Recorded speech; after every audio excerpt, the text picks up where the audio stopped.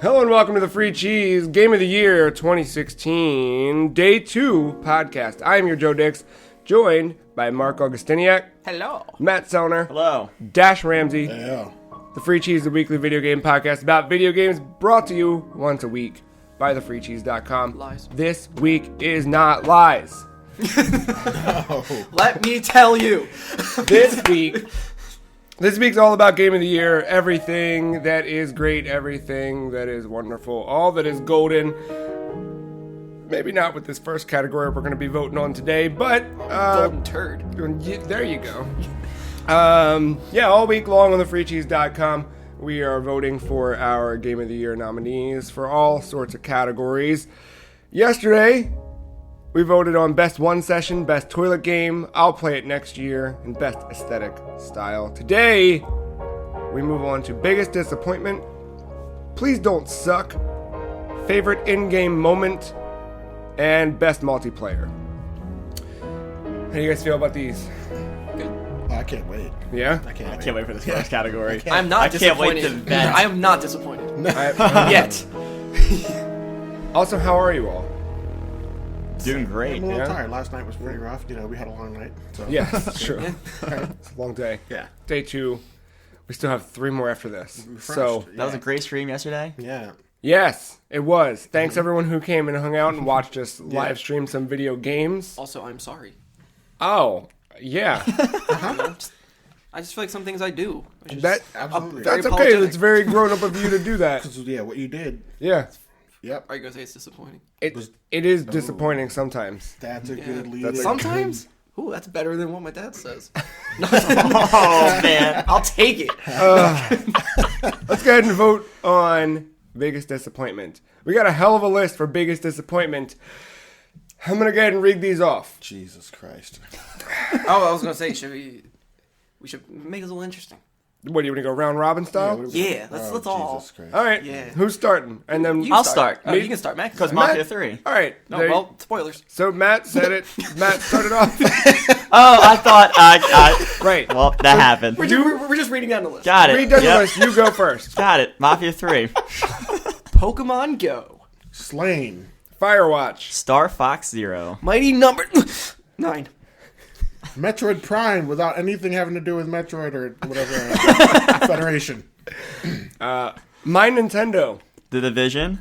PS4 Pro Conference. Konami. And I am Setsuna.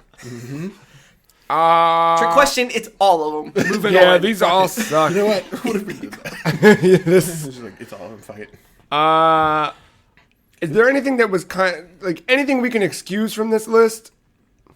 Okay. Probably the Pro Conference because it's never another mind. game. No, fuck that Pro Conference. Okay, all right. That game honestly, sucked. I'm right there with you, but Can I say this about Firewatch? I Yeah. think that's the most neutral game out of this whole thing. That's true. Yeah, I'm I fine. just really hated that ending. Yeah, Yeah. that's fine, but overall, it's a lot better than most of this. That's true. That's Yeah. true. Yeah. That's Take that very off. true. Even though it didn't win anything last time.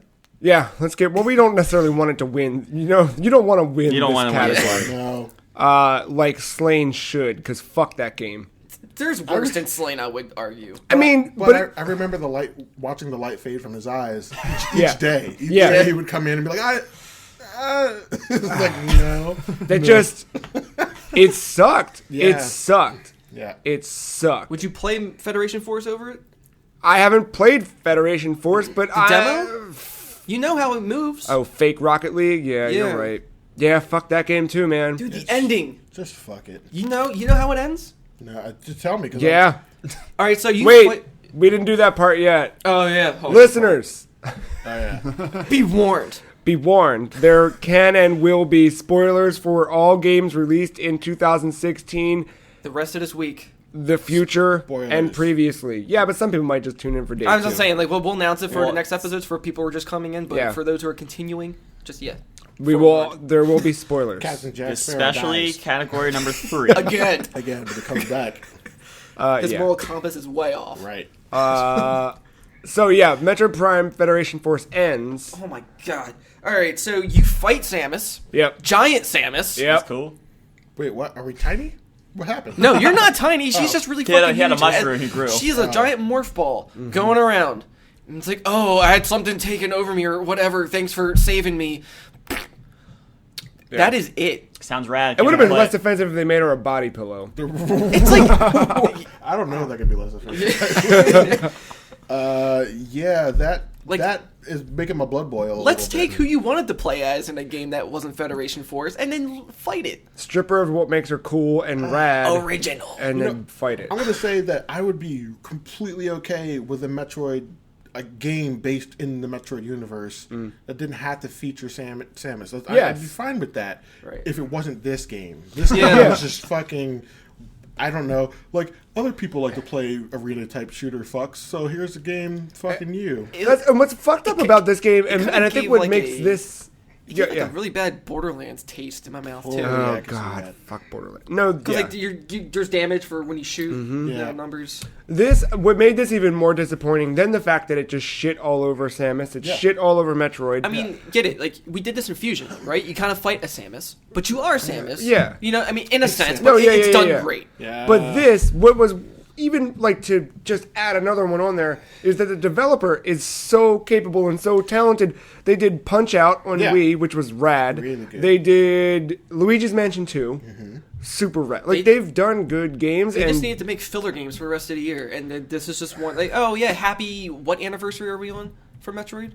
Well, 30th. They didn't acknowledge 3-0. That's the thing. They didn't even acknowledge it. Now we get this shit, and then you. They acknowledged it. They gave us a costume in Miitomo. That's right. And told the other dude to take his remake down. Yes. Yeah. His fan-made game down. That's way better. Yeah. Yeah. Like, oh my god. Happy 30th anniversary. That is all of that combined. I would say it is attached to Metroid Prime Federation Force. Yeah. I think actually that should just be changed to just Metroid. All right. So but there's something that Mighty Number 9. I think we saw that disappointment coming before it even came out. Yeah, you're right. I did. Same with Metroid when it got announced at E3, but it just kept the Metroid disappointment kept stacking, whereas the Mighty Number 9 kept sort of like we were just like, hey, why doesn't this look like the concept art? We thought we were going to get this cool 2D game, it really, and it didn't happen, and then all this dumb Tumblr shit happened, and then I don't think that really got highlighted, but that was watching your hopes fall apart. It was like, oh, we can bring our games back in a different way. Fuck Capcom for now. Yeah, I think it was like your hopes were dashed because it's like, all right, obviously Capcom and Nintendo both hate all of their fans because we keep saying, hey, remember all these other things we like? We'd like to have games and they don't make them. So, you go to the original creators to make them and then they just, what even happened? The Kickstarter fucked up. Everything. It's like just watching it one by one just not come together. And you're just like, all right, well, I guess losing hope is not nearly as bad as the boiling rage you felt just seeing Metroid Federation. Didn't it get delayed? And they were like, oh, we got to work on these animations, get them just right. Yeah. So I'm thinking, that concept art, that animation, change the whole art style that would take mid-production. Which is why everybody was like, wait. And that fucking trailer. Yeah. Oh, God, the pizza explosions. Oh, my God. I forgot about the narrator, that. the prom night thing. Yeah, the whole, I never saw it because I had zero interest in the game. Dude, that was a fuck you. That was definitely a fuck you. That was pretty bad. I think Mighty Number 9 has to stay on this list. It does have to stay. Oh, yeah, definitely. Just because of that trailer, I forgot about that fucking thing. Yeah. Jesus Christ. Pokemon Ghost sucked. Yeah. Yeah, it did. Yeah. No, fuck that. It was fine. Yeah. It was fine when it first started until you started updating it and taking away the track thing. Then they brought it back. But it was not a disappointment, I wouldn't say. It wasn't a disappointment. It was exactly what I expected it to be. It was fine for a while. It was a short-lived phenomenon. Yeah. I'm taking it off the list. I I wouldn't call it a disappointment. People I know who I care about still play it pretty actively. Yeah. And it's something that I could say socially it is fun to even when we if you were to go to Disney World and walk around the park, it's still something that I would bring up just to do that. But I'm not disappointed. I'm not disappointed, but it's definitely not. It just got boring. We got Pokemon out. That's fair. But I don't think it was. Yeah. All right, it's off the list. Slain still sucks. Fuck Slain. Mafia 3, Matt? I mean, it's probably not going to be the biggest disappointment on this list. It was just... it was like a personal disappointment for me just because that series. Like is like right up my alley. When you said the story in this was just outstanding. Yeah, it was just playing the game was awful. I will say I love broken game mechanics. So watching all the broken game mechanics for me was not disappointing. It was great. No, the story was cool. It was like they didn't do anything like too like over the top with it. It was just a simple revenge story, but it was really well told, really well written, and that will probably come back around later in our discussions. Okay. But no, just playing the game for 40 hours. I think it's probably less than that, but yeah, for what felt like forever. Yeah, it was just bad. When other games just do it 80 times better. But you could probably take it off the list because I never playing Mighty Number 9. I just know what that turned into. I already know why Mark's sighing. Why? There are 0 reasons why you're sighing. See where you're going. You really hate Star Fox Zero. I would play Star Fox over Metroid Prime.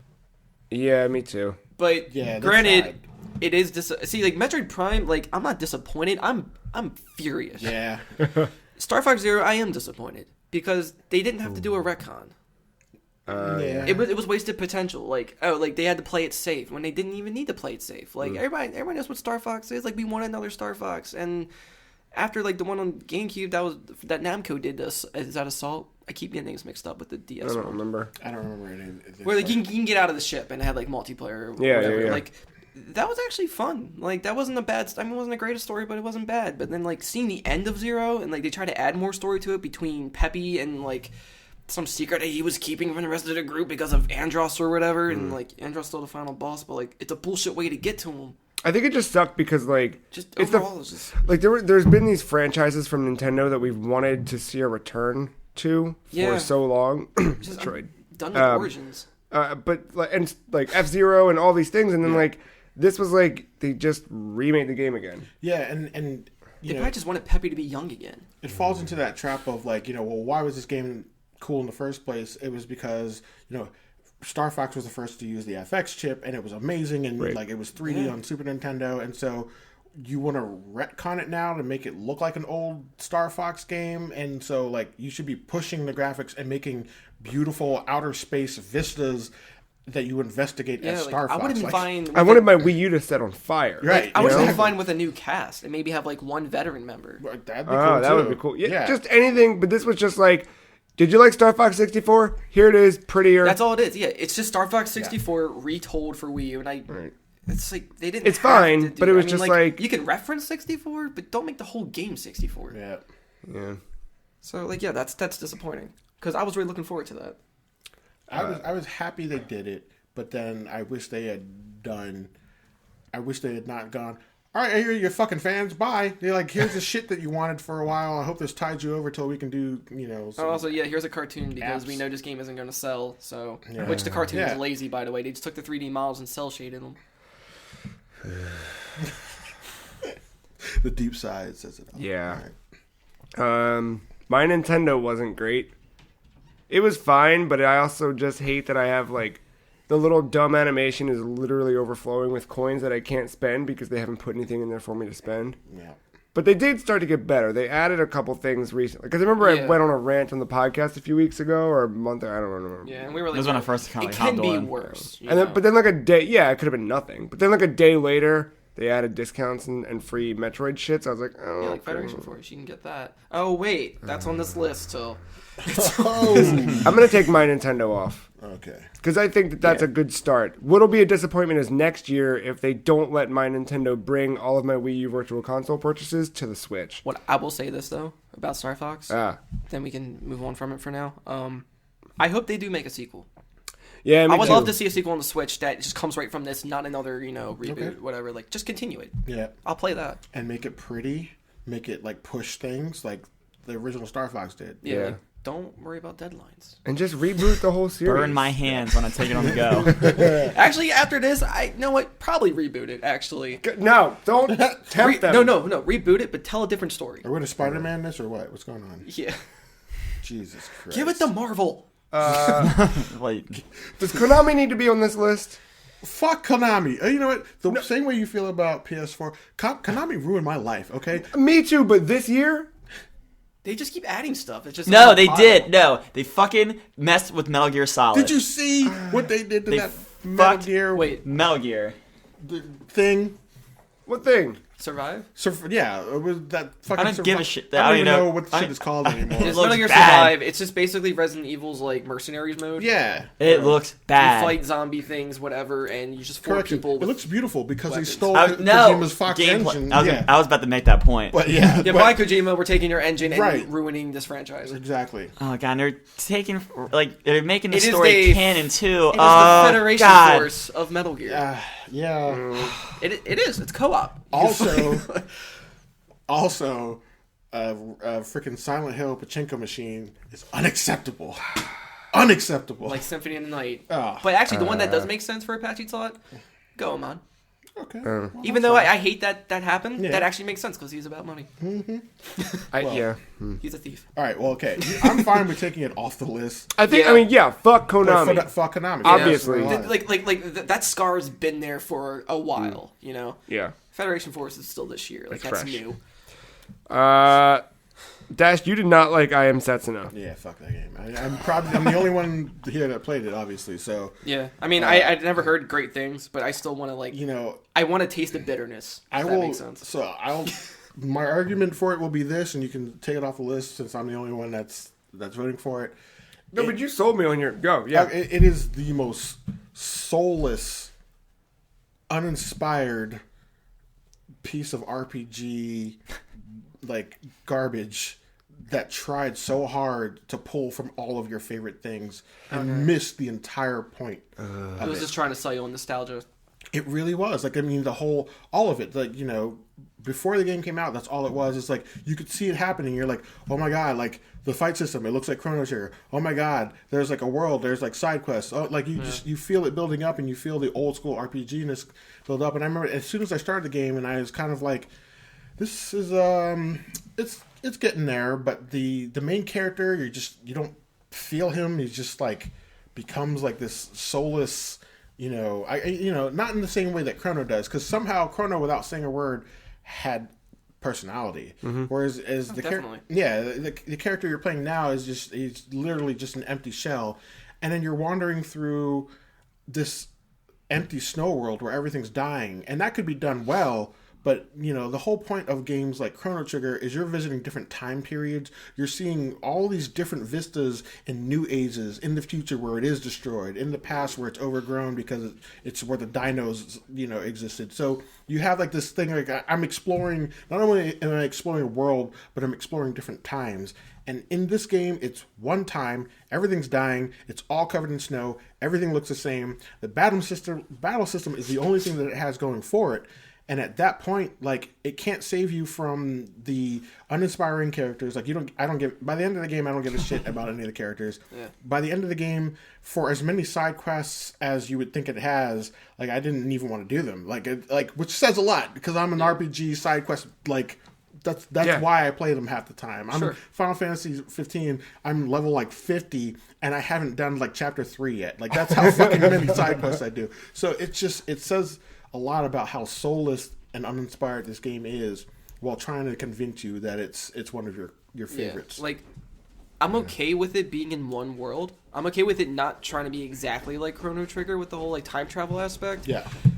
I do agree that sucks that it's all snow though, because the cover for that when you sell it, it's a fucking cherry blossom tree. Right. And that looks pretty. And that's my point, is that, like, the time travel doesn't matter, the one world doesn't matter, but it's the fact the way they presented it. Yeah, it's the fact of being able to go to a different town and go, what's different about this town? Mm-hmm. What is it about this town where you could go, oh, I like this town. Like, I love visiting new towns in RPGs because you find that one like little area or that you get a little more insight, like exactly what to do, where to go, and there's none of that in this. Damn. Every single town is a snow-covered village where you don't care what's happening. You barely care what's happening. Like it just it doesn't give you that sense of like amazing exploration because it's just like, well, here's another snow world.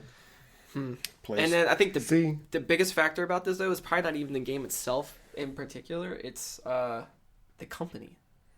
This is a Square Enix game. Yeah, it is. People would expect a higher, quality product from this. Square Enix gave up a long time ago on being this company. That's true. They literally before they were Square Enix, right? And I can't remember, or maybe when it just became. I can't remember the actual developer who made this one, but they wasn't literally like a B team or whatever. Yeah, they were literally like, "Hey, we don't make any RPGs anymore. Did you guys?" And they like just shoved it onto them, like, "Yeah, just make it like Chrono Trigger." I think that was their selling point. Like we have like the people who have worked on this. And, yeah, like, that was their biggest thing. And it's just like, so I guess you can kind of see the desperate cry for money in that. That's why because Dashe has told me this before, and that's why I argue for it to stay on the list. Yeah, I'm sorely disappointed. Yeah. It was Tokyo RPG Factory that made it. Right. It's called Tokyo RPG Factory. It's in your goddamn names. What if Iron Setsuno, like if it was a different game, like what if instead of that you got a retcon of Chrono Trigger? And I don't even necessarily want a retcon of Chrono Trigger. Yeah, nobody wants a retcon of Chrono Trigger. Yeah, and I'm not even asking for a retcon of Chrono Trigger. I'm asking for the spirit of Chrono Trigger, which is a world of exploration with lots of characters you care about. I mean, I want you to think about, one day when you play this game, if you decide to play this game, play through that game and then just think about Zeal once. From Chrono Trigger. Think about that. That's all you have to do. Yeah. And it's just like, I don't need Chrono Trigger. I need the imagination that inspired a world of floating islands with waterfalls kept up by an evil machine that's killing the earth. That's all I'm asking. Yeah.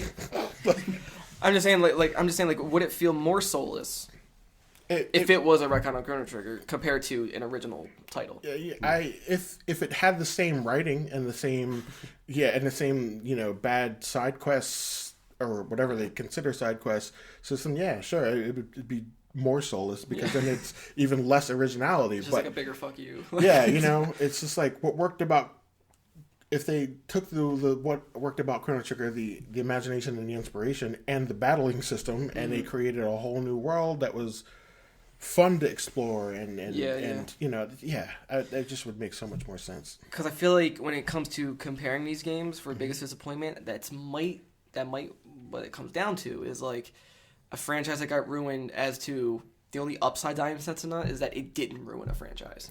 You're right. That's a good point. Fair. That's all. Let's talk about the Division then. Yeah. All right.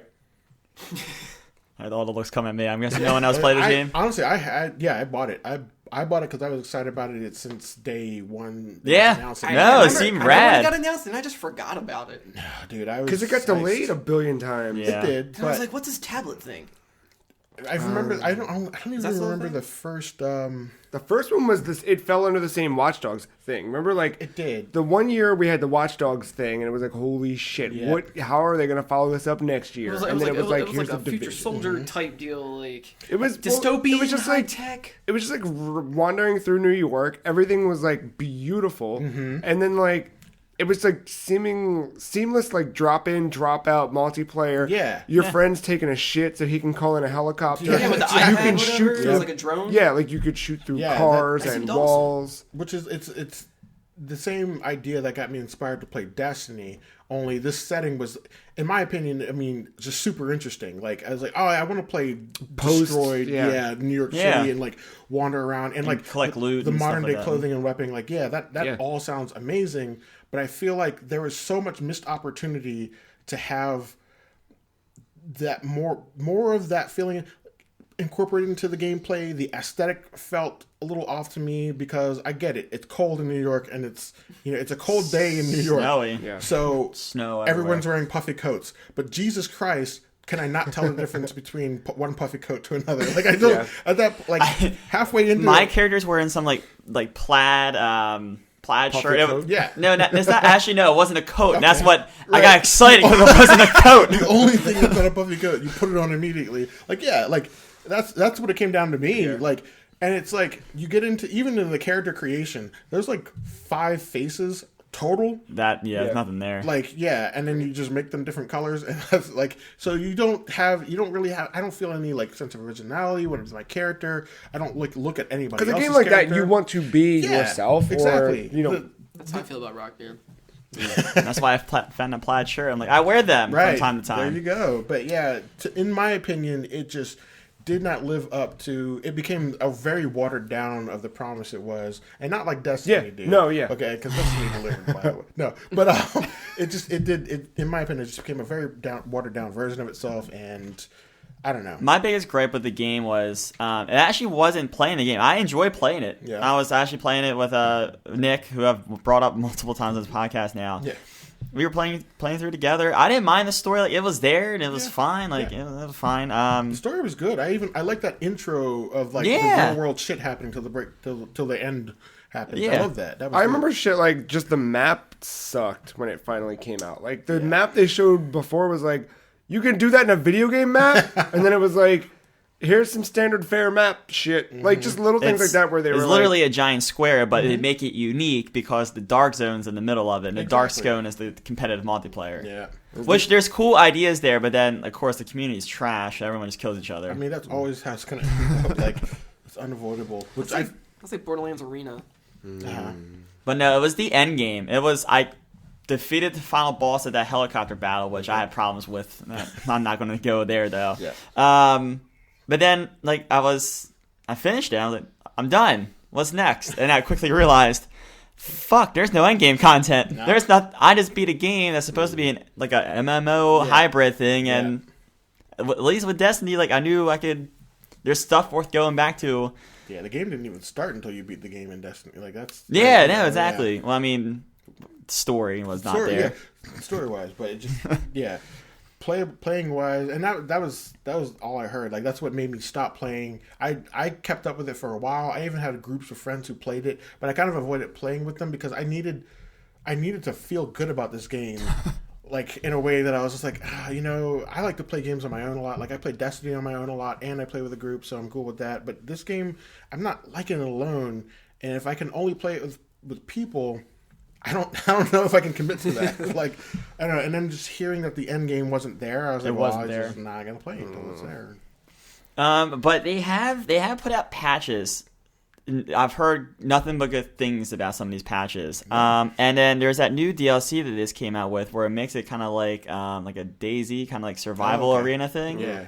That kind of game interests me, but I'm not gonna put it on my console. That's hurting for space. I'm always good for like a nice horde mode type thing if that's what that's what it sounds like when you say. Have you heard of Metal Gear Survive? Okay, I said fuck you. We already agreed. Is the Division better or worse than the PlayStation 4 Pro conference? Oh, the Division was better. I actually enjoyed some time with that. My thing with like a conference is like it's a conference. But it fades away in time. You don't think about it as a game. I'll never forget that. My thing about this conference... You would want to forget it, though. My thing about this conference is we're talking about this new PlayStation that's supposed to boost 4K and HDMI and all of this. As long as you have a TV that does it. Yeah, I mean, that's fine, having the TV or whatever. But then fucking nerdy Marc Cerny, right? Yeah. He's up there. Jim Carrey. He's up there doing... He's up there doing his thing. And he's like, all right, PS4 owners, with the patch, you'll have HDR compatibility too. I'm like, what? Right. Like, You just talked about a console for an hour that's supposed to do this. However, my console now can do this. Right. My biggest problem with PlayStation 4 Pro conference, and I'll say this and then remove this from our biggest disappointment list because I got one more thing to add on that conference too. But it was that this was PS3 era Sony. This was you'll get a second job because we're that fucking good hubris Sony. This was not like the PlayStation 4 we're struggling. We need to make up some ground. We're going to do everything we can to make you happy. This was not Shuhei and Adam Boyes giggling and passing off a fucking game at E3 and you know what I mean? Like here's how you share. Like they were on a high after that. I mean they've been outselling. They were outselling Xbox at that point. They feel like they won. Yeah. So they're going to put this out here, and I think the hubris. I think the hubris really did them in on this conference. Yeah. My gripe with the conference is that the Pro itself is not worth anything. Yeah. In my opinion, which is what pisses me off the most. If mine blew up right now, I'd go buy a Pro. That's the only reason. I don't think it even needed a conference. No, it didn't. And Xbox did it. Right. The slim, what is it? An Xbox S? Yeah. Like it does exactly what the Pro does, and Microsoft's not talking like about it. I'm sure we could name like I mean I know you said you're taking it off, but like I know like we can name like a whole bunch of bad conferences. Like we can think of them, PS3 whatever. Like related, EA's Sony had bad Awards. ones. Ubisoft had bad ones. Like we can name them all, but like the thing about it is like at the end of the day, we don't really think about it. You know what I mean? True. Like we think more about the PSX thing as to this. I will say if the PS4 conference is on here, then the Sonic anniversary. What are you talking about? Disappointment? That was one of the best nights of my life. Before we move on to more trash IP at this point, in that conference, they surprised us with Mass Effect, and I actually They didn't surprise shit. I was perked up. My biggest disappointment is that you perked up at that bullshit. I perked up 40 don't even minutes think I into this watched conference for the first time. I was like, "Oh, Mass Effect." I It's was gonna be like, awesome. "Oh, that's weird." But then they showed the actual trailer, and it was garbage. They showed no gameplay. It was just them wandering around. I mean, but that's what they're gonna do for a game that won't ever come out 40 years from now. Probably. I really think Slain sucks, but I don't think I was as disappointed with that as you guys were disappointed with other things, so I'm cool to remove Slain. I think Slain and I Am Setsuna ride in the same bus, but they don't share the same seat. I don't think so. I think that I Am Setsuna has... Because the other bus is Star Fox, Metroid, and Mighty Number 9. Yeah, I think those two are our final three. Because the Division seems like it's okay. It seems like a playable game. It is playable. It's just seems there's like it nothing has to a do lot once of- you get done. I would say Division. I would probably, if I hadn't already played it, I would be willing to play it now. It's All right. from the what it Especially sounds over- like Yeah. you're doing. Yeah. Especially over I Am Setsuna. All right, I'm Exactly. taking that off. I'll take Slain off, even though that game... I just built that up for months where I was like, man, I can't wait to play this game. And then it finally came out, and then it didn't because it got delayed another week. Remember that part? I remember. Yeah, they released it and then they took it back. Yeah. That's a good sign. Literally, it was on Steam. It was there, and then Oh, well, there was that... gone. They did it twice. It was Yeah. like, hey, it's on Steam. No, it's not. Then they put it back out as the Back from Hell edition. Yeah. Then they said, we're putting the Back from Hell edition on consoles. It's coming out this Tuesday. Yeah. Here's everything. It's ready to go. And then, whoops, it's not there. Wait until next week. Okay, fine. Let's get it. And then It's weird because, it just sucks. I mean, I totally side with you on that, and I didn't even play it. I know you to be true with your feelings, so, I know you're not bullshitting, but I did watch, somebody actually enjoy this game. Fuck them. And I was just like, I wasn't expecting that. When I was watching them, I was expecting them to hate it, and they just kept loving it. So I guess it's just a thing where people just like certain ways of. Was It's it a their great first video game. I mean, No, might have okay. no. These are people that I follow for years. It's a Probably great... the same person that enjoys Batman Forever, and I said It's a great GIF. It is a great thing to watch someone else play, Yeah. but to feel it is to scream. I can. It's I just- believe you. Trust me, I believe you. All right. We have 4. So we got I Am Setsuna, Metroid Prime Federation Force, Mighty Number 9, and Star Fox Zero. Which one gets cut? Right. I would say Mighty and Setsuna are in the same seat, but Mighty I feel like is more disappointing because that had more hype going for it, and people were more looking forward to that than I Am Setsuna. I feel like I was more surprised by I Am Setsuna's disappointment, Yeah. whereas Mighty Number 9, I watching the world crumble around it was very disappointing. You know what I mean? So it's a different type of disappointment.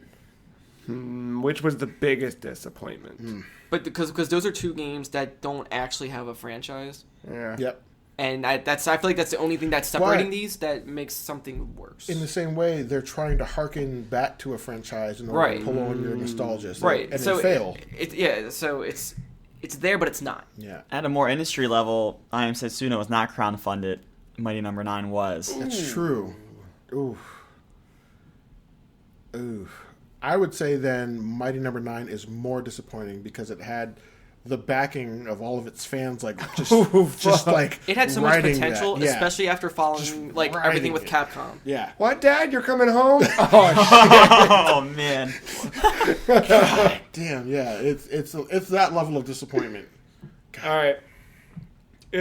So what are we cutting? I think it's Here's the thing, though. Setsuna. Even though I Am Setsuna Yeah. is soulless, that might be more playable than Mighty Number 9. Listen, you go for it. No, I'm not. I'm saying I'm going to play it. I'm just saying. You know, we're making New Year's resolutions. I want you to play that shit. They're going to come back to me. All right. I'm going to agree with you, but I'm not going to play Mighty Number 9. I guarantee you that's Star worse. Fox Zero.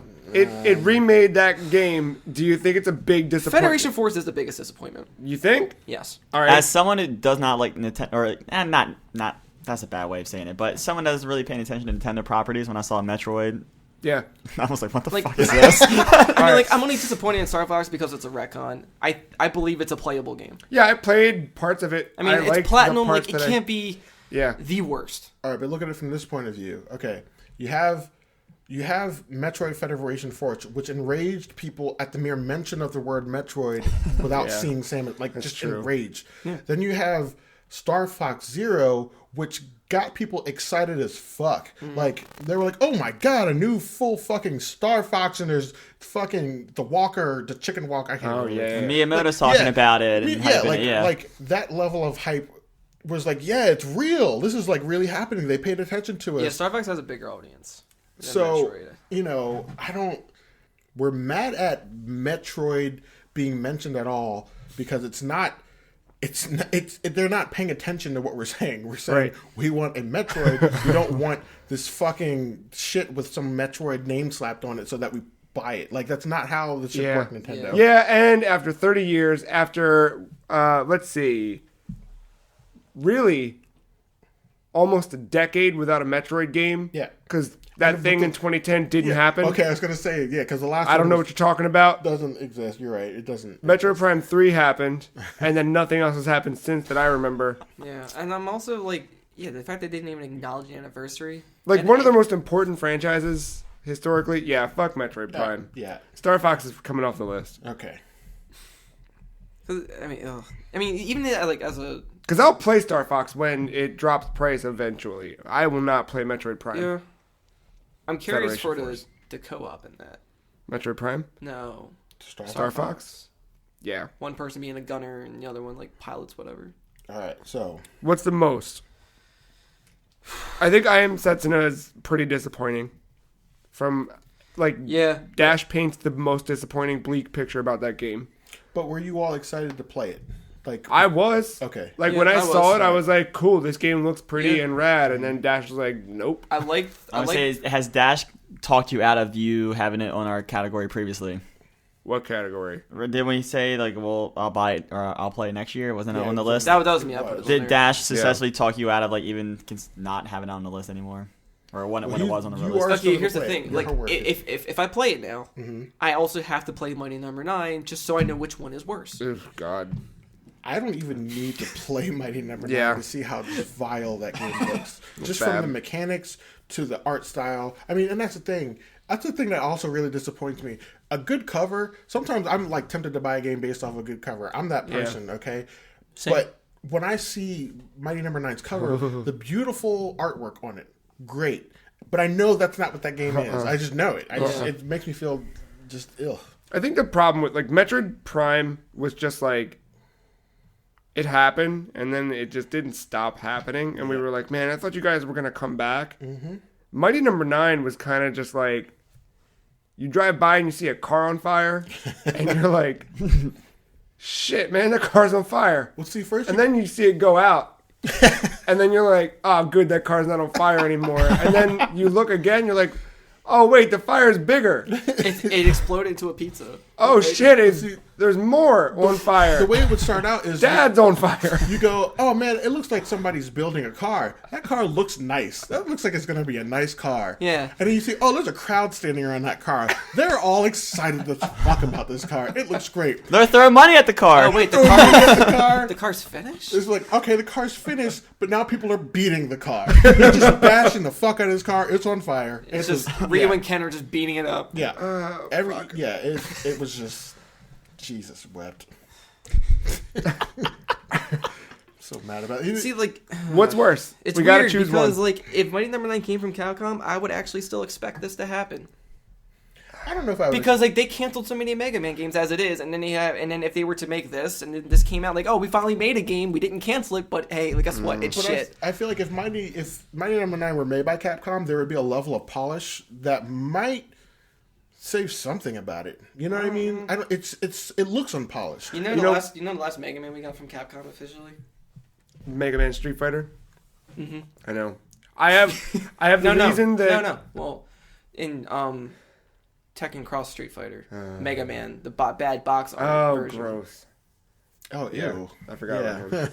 I have the reason why Mighty Number 9 is the biggest disappointment of this year. What was that? Because Mighty Number 9 successfully made me not excited about Bloodstained. I'm still excited about Bloodstained. No, look, I'm still excited about Bloodstained, but I didn't have an inkling of doubt until Mighty Number 9. When Iga said, "Fuck Konami, I'm out. I'm gonna go do my own thing," Inafune style. It was awesome. I was like, yeah, cool, let's do it. And then he started talking about it, and I was like, I'm so on board. Who's developing this? The same folks who brought you Mighty Number 9. And I was like, oh, shit. Why wasn't No Man's Sky on here?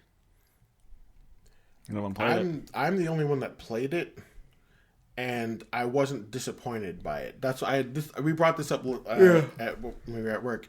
I did not go in with the hype that everybody else had. Right. I played it for 40 hours before I realized I was bored, but I played it for 40 hours. Right. I mean, I remember we had that talk. Yeah. But I would say, I'm talking now with that update. Nah. Because even before it came out, I remember being like, I never knew what this game was because it didn't look like anything, and it wasn't anything, so I'm not disappointed. I mean, I never cared to begin with. I just didn't know if it... I could see it being on the list for, hype-wise and all that, but from a personal standpoint, I understood what the game was, and then when I got to play it, it took a long time before it really mattered to me that it wasn't as much as I wish it was. Right. And even now, with the updates that finally are coming out, I feel like I'm probably going to go back to that game. It may be another 6 months if they release another big patch and I have it all this new content to mess around with. I might have more fun with it because I had fun with it. And so I can't say that I'm super disappointed as much as I am in I Am Fucking Setsuna. That just... All right. I'm just curious. What's the worst? Oh, I don't have a good leg in his horse, so I'm gonna.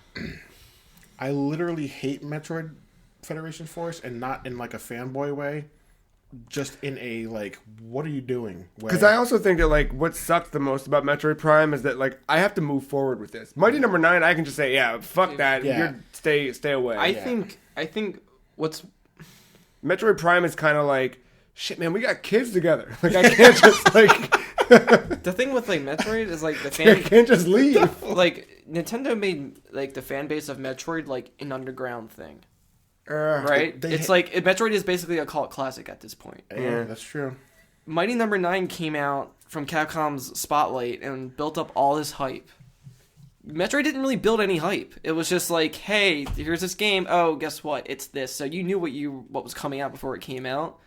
Same thing with Mighty Number 9, but I think the hype factor plays a part. I'm disappointed that Metroid Prime Federation Force exists. So am I. I am too. I think Dashe and I are on the Metroid Prime side. Mark, you're on Mighty Number 9. I'm on both. I'm on a fine line. We got to pick one because we're at 42 minutes in on topic one. Jesus Christ, I knew this. I said Metroid because that's what I went in with. All right, Metroid. Metroid, it breaks my rage meter. I don't know if I'm saying it for the right reasons, but I think it's because how I felt about. I don't care. Yeah, I knew all. Well, not I Am Setsuna. That's just not my cup of tea. And you know what? But even more so because I knew Metroid was going to be bad, and I knew Mighty Number 9 was going to be bad, so I can't be disappointed. And disappointing Nintendo for that. All right, Metroid Prime Federation Force is the free cheese biggest disappointment. The Triforce Heroes of 2016. I've heard nothing but good games in this, or nothing but good things about that game, Triforce Heroes. With runners-up, Mighty Number 9, and I Am Setsuna. Let's move on to our next category. All right. Speaking of things that suck, here's some things we hope don't suck. Our next category, please don't suck. These are the games that we really, really, really want to be good in 2017. Or I guess the things, because our first thing is the Nintendo Switch. Yeah. Followed by Resident Evil 7, Biohazard, Mass Effect Andromeda, Yooka-Laylee, Project Sonic 2017, a.k.a. Sonic Generations 2, hopefully, and Injustice 2. Okay. I added Injustice 2 just now. I feel like Injustice 1 was good. We'll get to the subtitle later. Yeah. Injustice 1 was good, but Mortal Kombat X was not. I did not like pay to fatality. Do you think that's where it's going? I mean, like, what they keep doing, like, NetherRealm they've done this really cool thing and reinvented themselves into, like, a, you know... Old school fighter. Because they, like, started to, like, drift fighter. away. Yeah, like, but they've brought themselves back, but then, like, and each game is building on what the foundation of the last one, which is dope. Yeah. But Mortal Kombat 10 or X, Mortal Kombat X, like, seriously, like, the stupid microtransactions and all that garbage that got just injected in there. I'm right there with you. I don't have the same level of fear that's going to happen to Injustice because I don't know. I feel like DC likes money. They do, but I feel like they're more character. I'm going to make you pay for these, characters than I guess Mortal Kombat also did that. You're right, because that's how you got like Jason and Predator. Right, it was all, which I'm fine for paying for new characters, but there was some icky stuff like. Well, Injustice had that app. Yeah, you could, unlock skins or whatever. Yeah, and most of that was cosmetic though, and you could do it all. Like I got the Batman Beyond skin for playing through and I did that. I went through the mobile game without spending a cent. It took a lot of fucking time, but I got through it and got that skin for the core game. I really don't want this game to have that because honestly, like Mortal Kombat X, I was like, yes. I'm so on this game. That Wiz Khalifa trailer, I was so fucking hyped. I was so fucking hyped. Oh shit! I just thought of one we could add. Yeah. Marvel vs. Capcom Infinite. Yeah, put it on the list. All right, because I don't know. It's 2017. Yep. But I was so stoked, and then Mortal Kombat X came out, and I never really got on the Mortal Kombat train. Like I play them, but like I was never really into them. See, I was never on the Street Fighter side. I was always on the Mortal Kombat side, and then I kept going with it, and then just, yeah. Yeah, I've always been with Street Fighter, so Mortal Kombat never disappointed me. But Injustice, I never played the first one, but I watched a lot of it on YouTube for some reason. It was addictive. I got so good at that game, and I'm not good at fighting games. Yeah. That was like the first fighting game that really got me addicted to just watching it for just the brutality of these characters fucking each other up. These familiar characters like using their powers to the extreme, which is kind of like how you want to see them like using their powers in ways that you're like, how in the utmost extreme way, how could fucking Superman use his laser beam eyes? Well, you can fucking see that. And that's what I like these games for. But other than that, I don't feel like I'm gonna be disappointed if it's not great.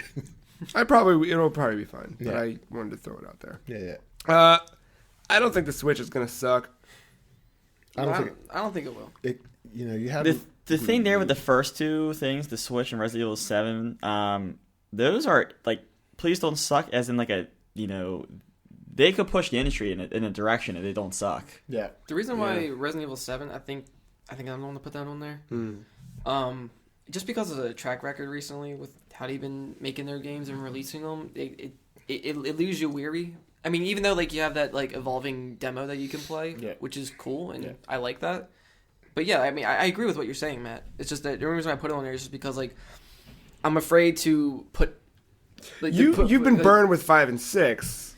5 isn't that bad. I know, but it was a departure from but 6 and then the everything. Go ahead. Revelations. That one like Counter-Strike like game they had. Umbrella Corps. That fucking that shit. Fucking And then like insane. Operation Raccoon City, like the like SOCOM of Resident Evil, whatever. I think so.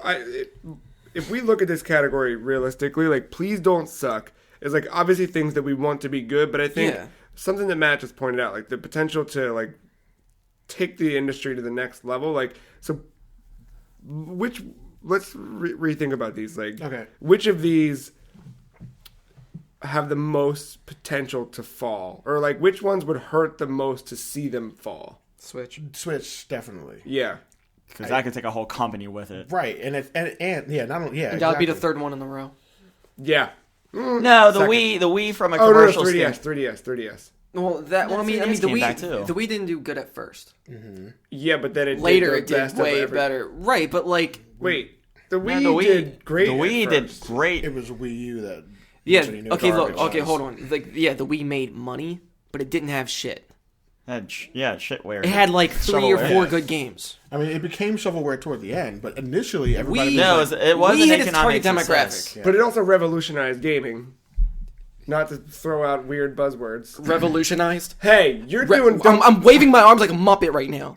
It did, but that was like that got a brand new generation of people playing. But hold on, with the motion controls though, that's like the next gradual step to where we are now with VR. I mean, I think Switch, yes and no. I think the idea that you're taking a console on the go with you everywhere you are, and the fact that we're cutting out the walls, or we're breaking down the walls of just like what a console is and all that stuff. I think that's what's potentially most exciting about this. I think to me, the only thing that could really that they could fail at is if they miss the opportunity. Like if they keep the Switch around and then they keep the 3DS around as these separate entities still, like I think that's going to fail it. Yeah, because then you're missing the point of the fucking Switch. Like I'm kind of getting nervous because there's still games coming out for 3DS and like there's still things getting announced, and I'm just like I'm really excited because I don't want to have to deal with that anymore. Like I don't have to go with like, that's on my 3DS, that's on my shit. I want all of it so that I can just walk around with it and then put it in the TV hole. Yeah, and fucking play it. Yeah, like, and as long as that's what it is, and they devote all of their talent to that, great. What if the Switch can play 3DS games? You know, I want them to just start moving this. I want all development on the Switch. Yeah, and I want. Yeah, I mean, I agree. I want NBA on the Switch. Like, I'm not gonna buy.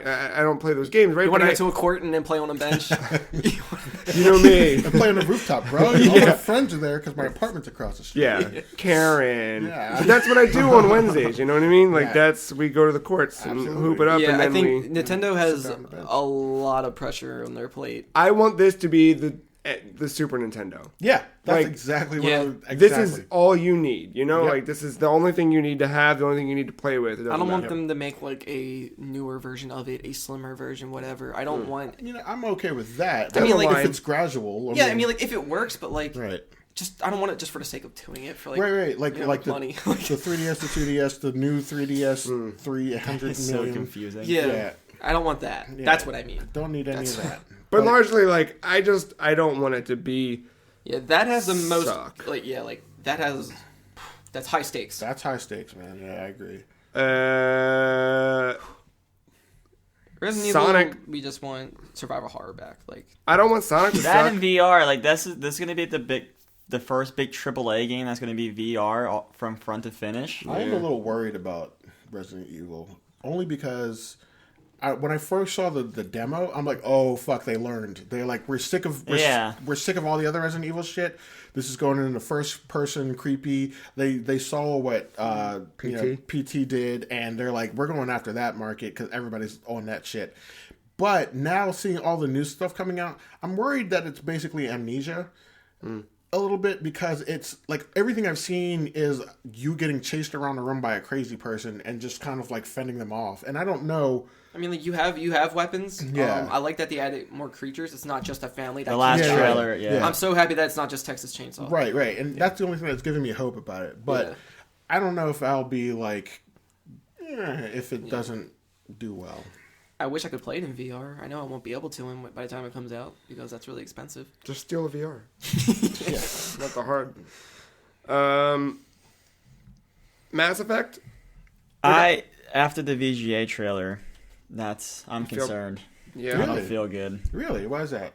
I don't know if it was just what they shown, but I think there was like voice acting things I didn't like in it. I think that explosion. There was an explosion during the the tanker thing that happened, and it did not look good. I was that looks like shit. That could be stuff that's like pre. And that's I'm not too concerned, but I don't think this is the stuff that because I have really big hope for this game because I love the Mass Effect series. And my favorite is probably the second one. But I have huge hope for it, and I wasn't nervous until you just said you were nervous, so now I'm nervous. So why? My thing is, I don't know why this is. I don't know why I'm nervous about it, but like, this game should come out in spring. It doesn't look like it's ready every time I've seen it. Yeah, that's true. That's true. I mean, for me, I just hope that it's not Mass Effect 3 and better graphics. Which, don't get me wrong, to me, Mass Effect 3's combat system, the multiplayer, I played the multiplayer. Multiplayer was good. It was amazing. Like, I completely loved the multiplayer. And it was all because the actual battle mechanics were amazing in that game. But, like, I don't know. I'm starting to get wary of BioWare. I don't think this is I think this is not the main BioWare team either. It's not, yeah. So, I mean, hopefully they don't just go, well, we'll just take this engine and sneak it into the better graphics system here. But it's, I don't know.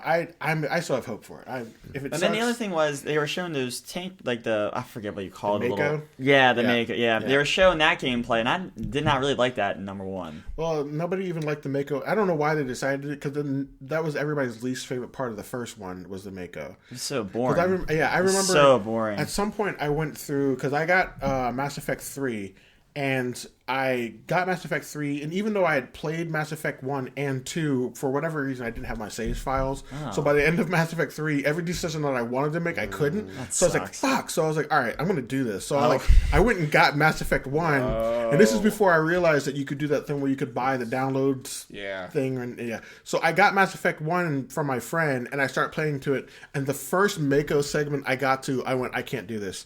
I can't. I realized like there's no way that I'm gonna fucking play this game. And you need to do the Mako thing too in Mass Effect 1. There's no way around it. But I mean, in this one, it does have like there's a bit more focus on, you're not just like this little ant crawling around these ant hills like shooting at random things in the distance. There's like a little bit more like action to it. I don't know. We'll see. I agree. It better not fucking suck. You know what's kind of funny now that I look at this list is that all of these things are kind of like the rebirth of a lot of franchises and things. Like Nintendo's completely reimagining itself in a post-Iwata world. Like this is everything. This is the culmination of all of his work coming together, and like we really don't want that to suck. Yeah. Resident Evil's trying to like get back to being good. Mass Effect trying to not be 3. Yeah. The story was fine for the last 30 minutes. I know, but like that left a shitty. Yeah. But yooka-laylee, like we haven't seen a good 3D platformer like that since Rare was allowed to make games and not avatars. And then like the last few Sonic games have really sucked. When you say few, do you mean since Generations? Like that was Sonic probably and Knuckles. That's my opinion. You're Sonic right. Sonic and Knuckles was the last good one until Generations. All right. Generations. Did you play that one? Did not. You should. Okay. I'm seriously. I will have to watch it first. Generations was really good. Yeah. Generations is good once you get into the levels. I don't like the hub world. No, the hub world's dumb, but just it's a mess. It is a mess. It's a fucking mess. But playing the game was just like it was like. Yes. Okay. It was the first thing yes. That's the only reason why I even put that on there. Was just because Sonic doesn't have the greatest record. Things. Just please don't suck. What can we cut from here? Can you get it now? I feel like we can cut the fighting games. Yeah. I mean, we could. I only put Marvel vs. Capcom Infinite in there because I was disappointed, honestly, with Marvel vs. Capcom 3. Yeah, me too. It just doesn't look good. I need them to go back to 2D more than anything in the entire universe, and I know they won't. But the thing that made me worried about this is when I realized that they might not have all the licenses for the X-Men characters. Yeah. And so it might only be, Wolverine's DLC. That's what they're saying, and I don't know if I want. That's like a loophole around it. Yeah. I don't know. If it's only Avengers, Marvel, and like it's cinematic universe, then I'm gonna be like really put off by that. I've been more excited for the Capcom characters anyway. I never really cared for Marvel's side that much. I'm on a Darkstalkers kick, so I just want Darkstalkers. Oh my god, where the fuck is Darkstalkers? How the fuck is most? Yeah, we need to bring this shit back now because that's my shit. We can vote for that later. Yeah. Did you ever hear about? I'm gonna cut the fighting games from this. Yeah. For that Mass Effect thing, did you ever hear about the main female character, like the face animations with that? No. There was like a whole thing on the internet where like she just looked kind of like a sociopath. Mm-hmm. Like that's one of the images. Oh yeah. Like she's shooting someone, but she looks like she's happy doing it. Oh yeah. But there were like after that release, that trailer, BioWare were like, immediately told her, like, don't worry about it. It's going to be fine when the game comes out. I was sitting right next to Joe when that trailer played the VGAs, and he just looked at my face. I was just like, I'm still going to buy it. I'm still getting it.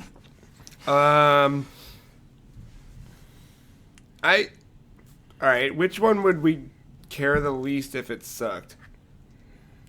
Sonic, because I expected to suck. Yeah, I don't expect it to suck. I would be pretty pissed, but whatever. Mass Effect doesn't bother me. Yeah, I don't care if Mass Effect I never sucks. got into it. Me too. You know what? No, I would be irritated if Mass Effect sucked because I don't know. But for me, Sonic, I would be pissed because what the fuck can they do at this point to make Sonic good? Yeah. Like, what can you do? Unless you literally remake the old side-scrolling... And they are, kind of with Sonic Mania. Right. I just don't know what the fuck they can do anymore. So to me, it doesn't matter at this point. If they can make it, it's more of a surprise if they can make it good than it is. It wouldn't burn as bad. Yeah. Just because you're already used to it. Yeah, you're just like, all right, cool.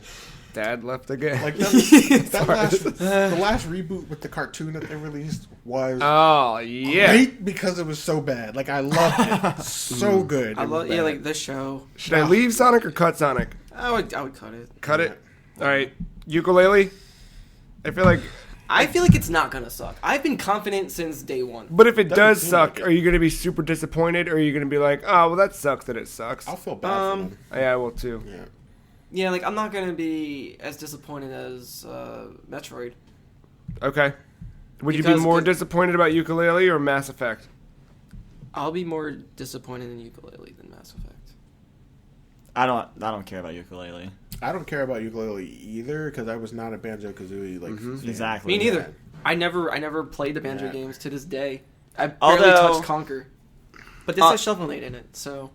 Although, like, I wouldn't mind seeing, like, those types of platformers again. I just talked about wanting to play Ratchet and Clank again. I love Jak and Daxter. That's true. I played through the remaster. It would be nice to bring back that genre. As a news franchise, and bringing back the genre, you're right. I think of it that way. I want them to get this, like, crust of Mighty No. 9 off their shoulders. Yeah. I want to see a company that Go said, indie. fuck everyone else, actually make something, deliver it, be good, not be a disappointment. All right, I'm leaving Yooka-laylee. I'm taking Mass Effect off. Cut Mass All Effect. right, that's fine. I think like the underdog needs to. All right, so prove that its worth. now that we've got that argument, that kind of bumps Yooka-laylee up in my mental list. Okay. Yeah, I like that argument did it for me too. Yeah, we're down to 3: Switch, Resident Evil, and Yooka-laylee. So which is the which? I think the Switch, like, there is a whole company riding on this. Yeah, there's so much riding on that I don't know if anything else can. I mean, it's also going to, it could potentially change Sony and Microsoft's attitude, like the whole console market. But I mean, like, a whole company is on the line right now. As someone who bought the Wii, owns the Wii U. I own too. Yeah. Even if this does suck, I'm That's a still long gonna story. buy it, and I'm still gonna play it. You are, but how long are you going to be able to play it before you can't play? I can't determine that. My Wii U, I mean, like, if this thing fails, I don't know what's next. My Wii U is literally, it's like on the bottom rung of my TV stand, and I'm pretty sure it's covered in the stuff that I clean my floor with because I forgot that it's there. Like, that's how fucking much I don't play it. I mean, like, I only have the Wii U for, like, Smash Brothers and Splatoon. I hooked up the player game And I'm club. excited to play Splatoon on the next, or Right. the Switch. Yeah. I mean, fucking next. What Yeah, the fuck? I was going to give it to you. Throw up the X. God, I miss it. I think Nintendo Switch has the most potential to, if it fails, Yeah. piss me off the most. Yeah. That's true. Like, I plan to buy 2 Switches, one for me and one for my girlfriend, just for the multiplayer. Yeah, the ad hoc. Yeah. I just because we don't want to see Nintendo fail. We just want to see them get it, and we want to see them rise again. Like, I want to buy a rooftop condo because Absolutely. of the Switch. Yeah. I want to hang out on your rooftop. Maybe we can play Resident Evil 7 on the Switch. Maybe we can play Mass Effect. We on can the all Switch. have turtlenecks. Maybe we can play Yooka-laylee on the Switch. Will Like, not fit into I'm a excited for a Nintendo console for the first time in a long time. I think Yeah. that's true. Like, I remember, because Wii U, I literally went, what? I didn't even know there was a console at first. It Didn't just either. That's a a sound of tablet. the police. I saw the word Wii U and literally just looked at it and said, "What? What's that? Is that like a new Wii like peripheral?" Should have called it Wii 2, but that's a whole it should other have been just a topic. peripheral. It should have been just a gamepad. It should have. Project It should have been like Sega CD where you insert it into the Wii. Disc drive. Yeah. Well, Nintendo Switch makes the free cheeses. Please don't suck. 2017. Followed by Resident Evil 7 and Yooka-Laylee as our runners-up. Next category. Anybody need a break or anything? No, We're good. Keep rolling. We can keep rolling. All right. Favorite in-game moment.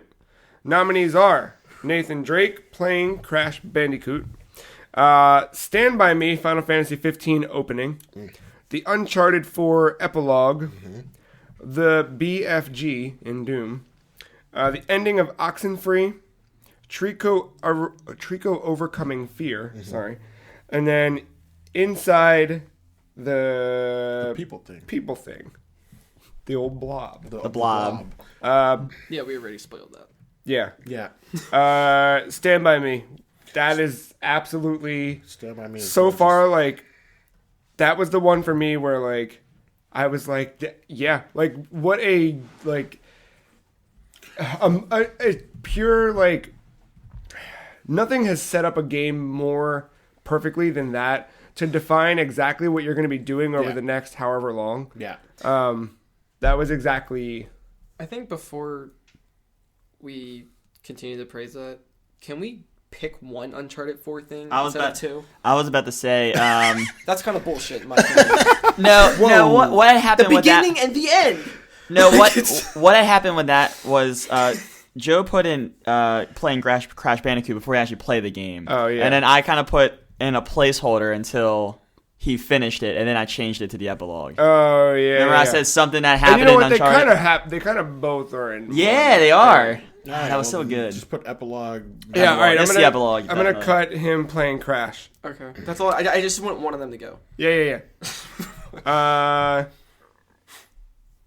Or else it's like every moment in Uncharted is a thing to argue about. I was going to put Inside the people thing in there because it was just the one moment where it hit me in all sorts of emotions. Yeah. Like, this is amazing. I kind of feel bad that I'm not a me anymore. Like, it was just like so many emotions at once that it just hit me, but I'm completely cool with not having it on the list.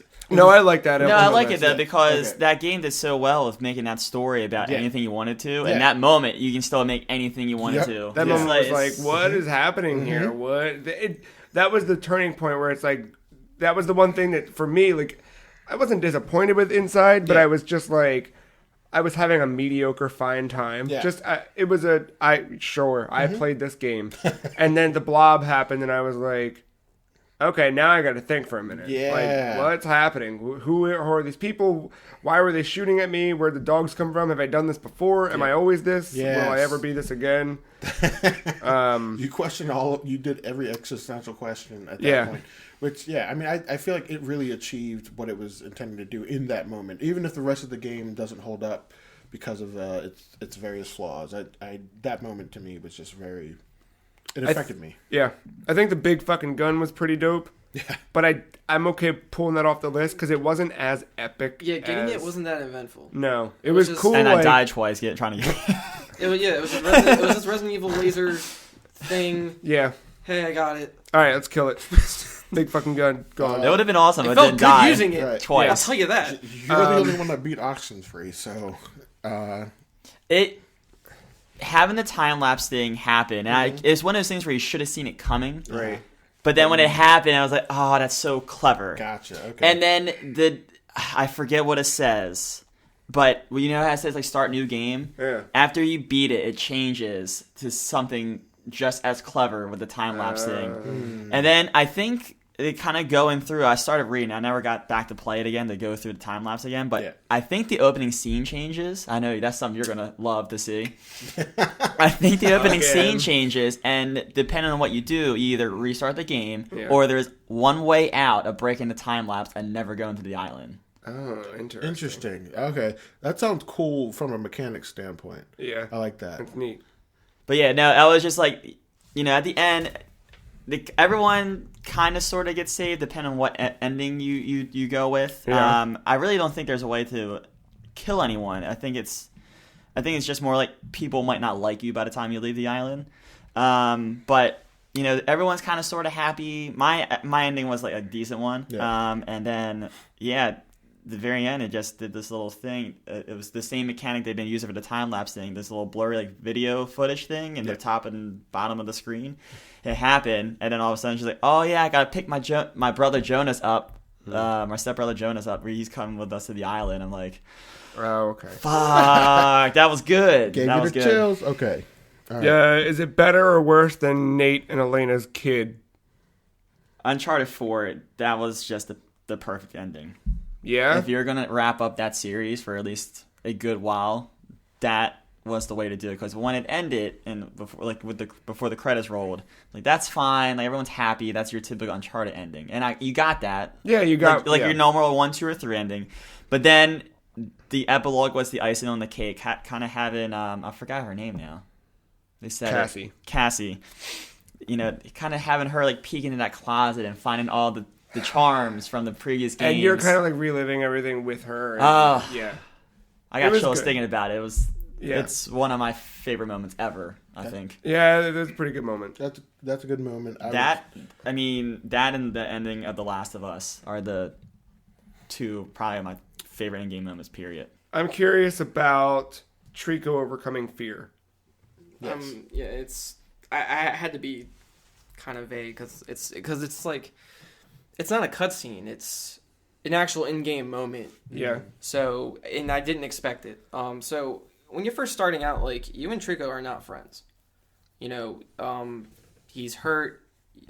He's very like on edge, just a wounded beast in a corner, and you're trying to help him out, and then eventually, as you're progressing through the game, you start getting along. You start bonding at like a friendship together, and you start understanding each other better, and you're actually growing together. He's literally growing. Like, he had chipped horns, barely any feathers, fucked up tail, bad tiny wings, and as you're going through the game, it's growing. You see it all growing. And I didn't even notice it when I was playing until like way later. Cool. And your character isn't really like, there's not much combat. For the kid. Like, sometimes they'll have, like, this mirror shield, and when you point it at something, Trico's tail is a entity of its own. Once it sees that symbol, it will shoot lightning out of its tail. Damn. And even that ability evolves over time. That's crazy. I had no idea. Like shit blows up. Wow. And there's these, like, statues, like these, like these armored soldiers. They kind of act like alarm trips, I guess, because like when they're like in that like just this, like an idle mode, just a light that goes around, and if you're in that cone of light, they activate and they start chasing you. And they try to grab you, and they try to take you through like this door of light or whatever. Some will be in a distance, like doing little like Naruto, like ninja hand shit, like throwing symbols at you, and you have symbols on your screen, and it slows you down. Okay. And Trico usually the one that takes care of them for you. He'll barge in, smack him around, stomp on him, and then after he is done a fight, he's still riled up. You have to pet him to calm him down. And so he knows like it's okay now, and like his feathers won't be ruffled anymore. And interesting. Keep going. That's what you get in 10 years. There's a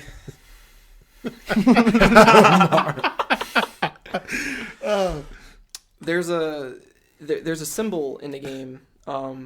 It's like a type of relic throughout the game. It's like this eye, and it's like weird, like purple and orange colors. And for some reason, Trico is afraid of it. It like puts him on edge, and he won't move.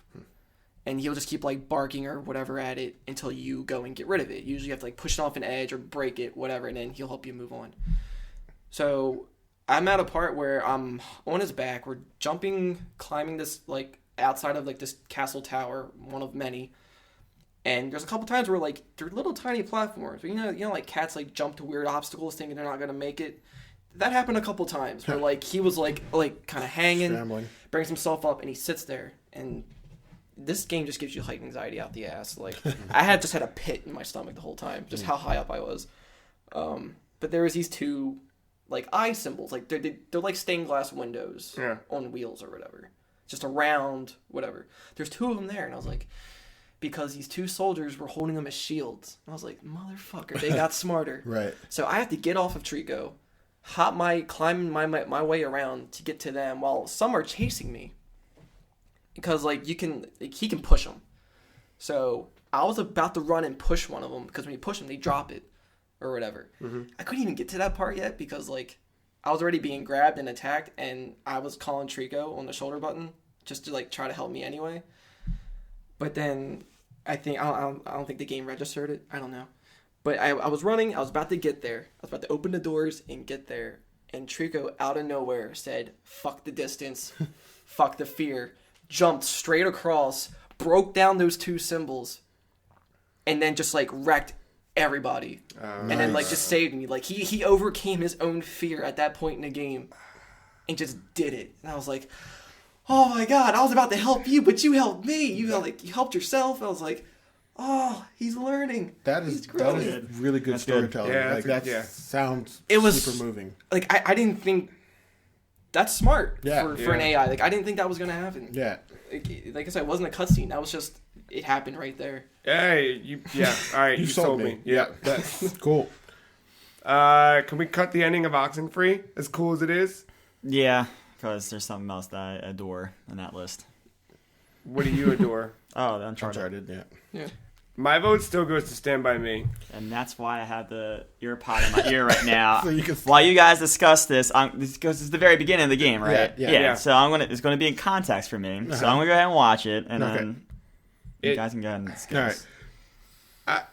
That was just like... I agree. I like it. It literally... It's the beginning of that summer vacation movie feel. Yeah. Like, you know, the credits roll in and it pans in slowly on the 4 doofuses, like, already run out of gas. Like, they're 2 minutes into their fucking trip and they've already run out of gas or whatever the fuck happened. Yeah. So it's like, definitely gives you that feeling of, oh, I'm in for a fucking trip. Like, but just like the whole opening of this. This is it then. Yeah, Okay, like right. the fucking, like...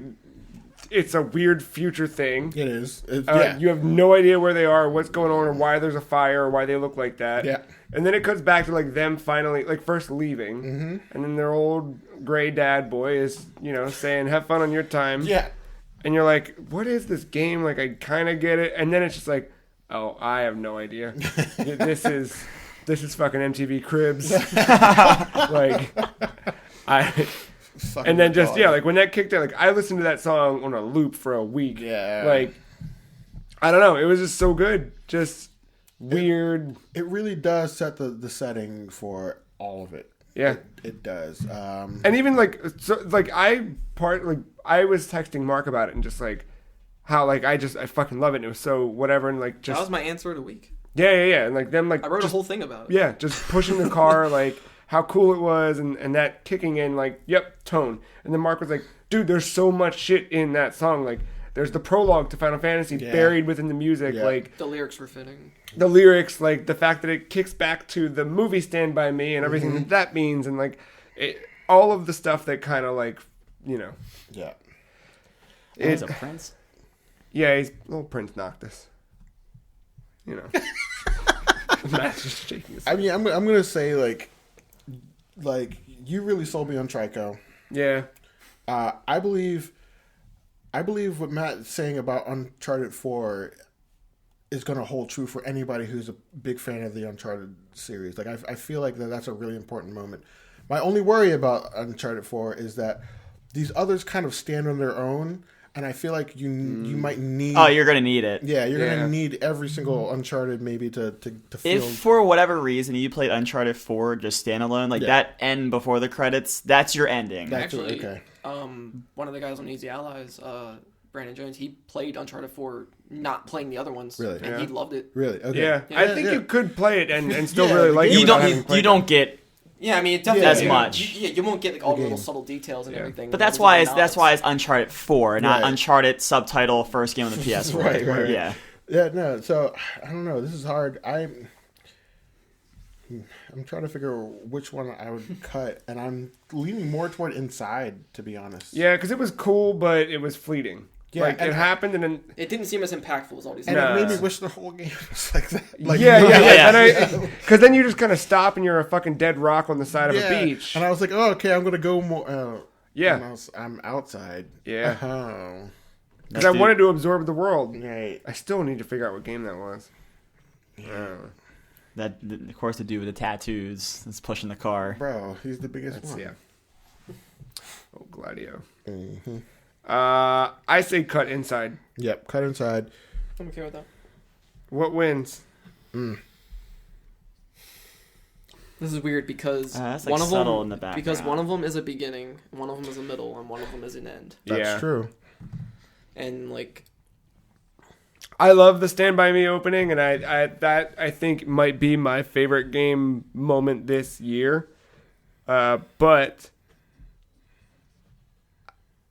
Trico sound, that's really impactful. that's a very interactive moment. Your description alone, and I mean the beauty of those games is that they again no dialogue, build the story through gameplay, and that is exactly what it was weird that like picture that as like a cinematic moment. Yeah. But it just happened real time, and it was like. Yeah, and I can tell the way it affected you, like the way that we're giddy about the way that Stand By Me is, because we're like, boys trip. But like you had a moment that I feel like you can't ever. I think, and if you hadn't explained it the way you had explained it, I would have been like, Nate has a kid. Wow. I don't mean But no, the best moments in games do happen when it's just like out of the blue. Because you expect something big to happen when it's a cutscene, but if it just happens... Yeah. And I think that's the big thing too, is because like, it was cool seeing all that shit with Cassie, but that was totally expected. Like, I figured that they had a kid. I was surprised she was a girl. I thought Nate would have a little boy who was just Nate June. Oh, they're just setting it up for Tomb Raider, the non-Tomb Raider. When that guy who did the slide game comes back in 10 years. But Crash was in it. Crash, my favorite mascot. It did pull that part of the thing in That was cool, because you just started playing it, and I was like, oh, that's... But that cheapened it for me, because I was like, oh, well, you did this earlier, and it was kind of cool, but now you're doing it again. And I just thought they threw it in there as like a thing to try to get a nice score from before. Yeah. I actually died the first time. It's been so long since I played Crash. I messed up and I died, and then Elena made fun of me, and I felt bad about it. But then I beat it, and I was like, oh, improvement. And then I realized who I was. I was like, oh my god, I'm the offspring. I'm better than Nathan. I vote Trico. I vote Trico too, man. Wow. If I had played it, probably I would be voting with that as well. I'll never play it, and I still vote it. I'm gonna probably. I'm curious now. I would thought give it actually, that is the closest that I've been to playing it. You describing it, I'm like, cool. It sounds like me on an adventure with Earl.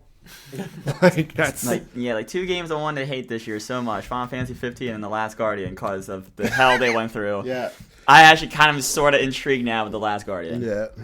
And Final Fantasy 15. Nah, that's still not happening. I'm just saying, Doom had hell to go through too. There's tons of games that had hell to go through, not just those two. There's just the two that got hyped. That's true. So is that it, Trico? Yeah.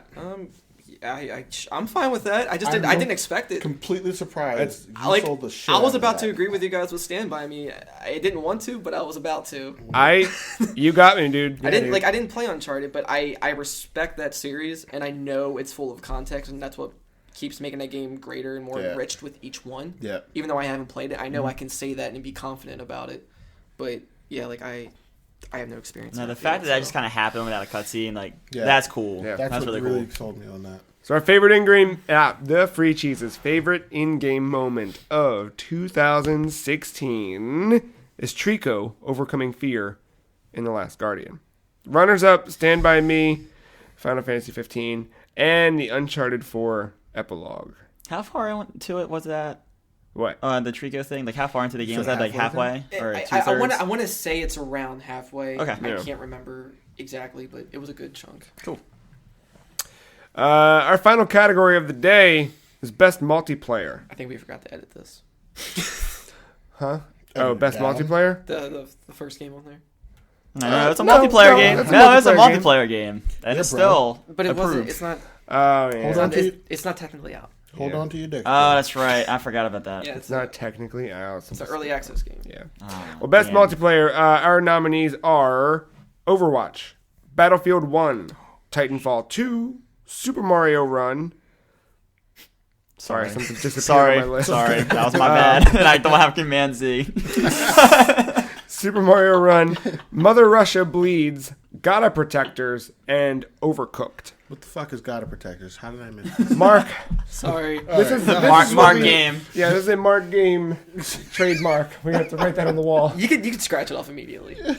I just don't know what it is. It's a multiplayer game that I want to play with friends, but I cannot play with friends because nobody has it. Figure out how to go back. Listen, if I learn about it, Okay, it's good. so but a bunch of veteran developers. It was first a Xbox Live indie game called, I think, Protect Me something. I can't remember, but it's basically like a top-down NES as hell looking like tower defense / Dynasty Warriors. Okay. But you're like fantasy RPG classes. Isn't it developed by people who used to work at Treasure, or am I making that up? No, I think that's correct. Treasure, It's they're a the bunch folks of- who did. I know like Streets of Rage was one of their games that they worked Okay, on. I'm thinking Treasure. They were the ones who did Gunstar. Oh Heroes. no, it's not them. Not It them. wasn't Treasure- Gunstar Heroes, so no, it was. Treasure was a legendary side-scrolling beat 'em up. Oh yeah, it was. Yeah, they did a lot of great fucking. No, but it was Streets of Rage people. Yeah. Yeah, and a couple other people just worked together. Yeah. But yeah, so in this, it's for 3DS. You can pick a RPG class, like a fighter, a mage, archer, whatever. You get power-ups. I mean, you get perks. You level up your character. You get different weapons. You upgrade your armor. You gotta protect the princess. She heals you, but she's only when you're within enough range, and you have to fight all these monsters that are coming from all the different sides, like a tower defense. Okay. Yeah. I mean, it sounds cool. Yeah, I have to like look that's it all up. it is. It's like it looks, I had to, it too, looks when like you a brought real it on the NES podcast. game. The marketing was great, but we can scratch that off because All right, I like it though. Like I still Yeah. never bought it, but I want to and play it with you. Bro, I'll play with you guys. Yeah. Come on. We Maybe can when I take get my 3DS. Super Super Run off the list, but I I wouldn't Thank really count you. that as multiplayer. Yeah, That's thank just you. know what? like I put it on because of what it does with multiplayer. The Yeah. fact that like it's just like ghost mode though, like in Mario Kart. Like you're not lively playing with someone. It's Bro, like, he's ragging on your ghost mode. It's just like who has the bigger dick. well, that's still a fun game. I mean, Yeah. it is. That's what general jousting was for. Next Not year. on the list, okay? Next year. All right, well that brings us down to 5. Mark, why is Mother Russia Bleeds best multiplayer? Well, originally, before we put under that, it was just under best like co-op. Oh yeah. I just think, as far as beat 'em up games go, this is one of the more complex ones, Yeah. and I can only imagine what that's like having with up to 4 people play. But you can also have an AI with you. You don't have to Yeah. have another actual human. It seems hard. Yeah, it And does. that's something that's kind of refreshing. The cool thing about it, yeah, because like you build up this meter because you get different power ups through syringes. Yeah. And then like you have to like syringe the people you beat the hell out of to refill your meter so you can heal yourself or go into It's overdrive fucking mode. brutal as shit. All of it's just brutal looking. I mean, I haven't played multiplayer, but that's a game I would love to do multiplayer. Yeah. So I mean, that doesn't need to be on here either, I guess. It's the same thing Well, with Gotta I mean, Protectors. but it's one of those things though, where it's a beat 'em up multiplayer. Like I think we all can picture what that multiplayer Yeah. looks like. Yeah. Yeah. Okay. It's Cut it or leave it. I can leave it if you want. it stands out from the rest because it's not a first-person shooter. Yeah. Yeah, it's the only one. Well, But- Overcooked isn't. But Overcooked is the one that I actually played with friends. And I find more enjoyment out of Overcooked than I have with Mother Russia Bleeds as of right now. So yeah, we can scratch it. I'm not gonna scratch anything off yet. Okay. I want to hear about Overwatch because people like that game, and I don't give a fuck about that game. I will probably be the only one to argue for Overwatch. Oh but- no! I'm Okay, right I there. was gonna say, Overwatch is the first and only first-person shooter to get me to play and love a first-person shooter that had no RPG element in it. Huh. Like which is, it completely fucking surprised me out of nowhere. Yeah. When I first saw Overwatch, I liked the fucking like Disney Pixar art style it had, and I was like, cool, I'd watch this as if it was a movie, but it's going to be a first-person competitive player. I don't want to play it. Yeah. And then just gradually just watching it come out, watching people play it, like, oh man, like it looks cool. And then like the idea of people healing in a first-person shooter, like I was like, I would do that. Like, I gotta do that. And then my friends all fucking convinced me to get it, and I cannot believe how much fun I've had. You're playing with them though, right? Oh yeah, Yeah. That's the thing with this game. Well, you have to play. Here's the thing: I can play by myself because I won't play competitively. I just take off my fucking headset because I don't want to hear any people's garbage. I turn the volume all the way down and like put a movie on, and I'll just go into match after match. I don't even need my friends there. Like that's how much I love this game, and that's really big for me for someone who I just don't play like FPSs like that. Go, Matt. I was gonna say Overwatch. There was 2 levels of enjoyment because I played it both by myself and with friends. Yeah. I definitely had more enjoyment playing with friends. Yeah, because you had a constant line of communication, blah, blah, blah. Playing it by myself, it was still enjoyable, but being like a healer, like there's no communication about where I should be, where I need to go, or who's going to be the heavy or the tank. Yeah, like no, when you play by yourself, it just turns out no one likes playing Reinhardt, and you need a Reinhardt every single match. Every fucking match, yeah. Yeah, I mean, that for me, it was easy to just like, I guess I'm a submissive person, so like, I would often just wait to see what people need, and I would just play it. I'm usually the same way, but when you need a Reinhardt, and I'm like, that's like my worst character class. My worst character class. Like, I can't, I'm going to be more helpful being a second support than I am. Yeah. I don't know, I guess me and Matt are arguing for it, to be honest. We're the only ones. No, this is what Yeah. No, I really enjoyed it. It's just, of the next 2 that I brought to the table, I think that one's going to be in 3rd place. You think I think it's... Okay, I can see why you're saying that. All right, go ahead. Everybody go ahead. I own Overwatch. Hey. I got it because of my friends. Hey. That was my first PS4 game. Hey. And I grew to not like it. There it really? is. Is it the community? Let me just go in. No, I mean, it's Blizzard. Their communities are shit half the time anyway. Yeah. No, not the Hearthstone one. Not even. I think, I mean, yeah, like, playing with friends is cool, and, like, it's nothing to do with my friends either. I mean, because got the same people I played Overcooked with, we had a great time. Yeah. But, like, something about Overwatch with me, like, I know, for one, I'm not that much of a competitive player, so I guess that might kill it for me. Yeah. 2, love the characters, love that art style. Absolutely. I love the cinematic trailers. I just wish they put more focus into that with, like, maybe a single-player campaign, or make you care about the characters more, because you're just heroes fighting heroes. There's only one villain. And it's just edgelord mixed shotguns. Like, can you... out of all of them. I think we have to bring it out of all of them back, because now I think we're talking about that as a game in a whole. We got to talk more about the multiplayer aspects of it. Well, fair. I'm getting there. Okay. This is what I don't like. Keep going. I don't like that there's basically only 2 modes with other filler modes that are temporary. You only have defend the payout car loot from point A to point B, or defend or attack a base and take it over, like in Call of Duty.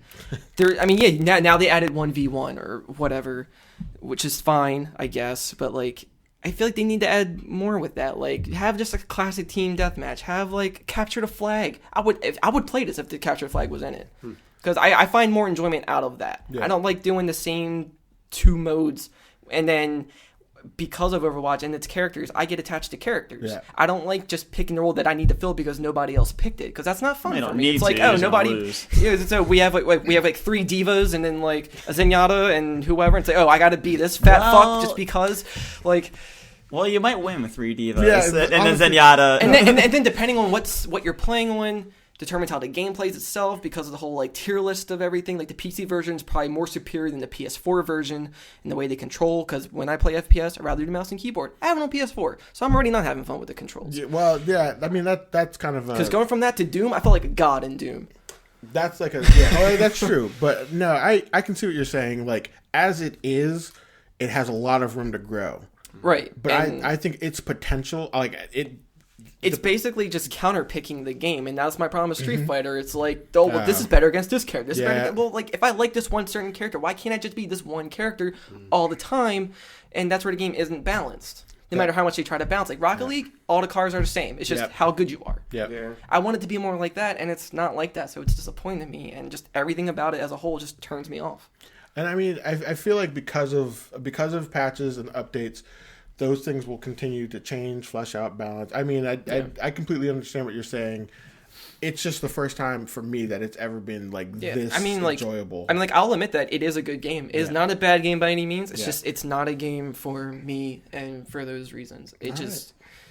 It has, like it excels, but not in the places that I want it to or wish it would. I could see that. What else we got on the list? Battlefield 1.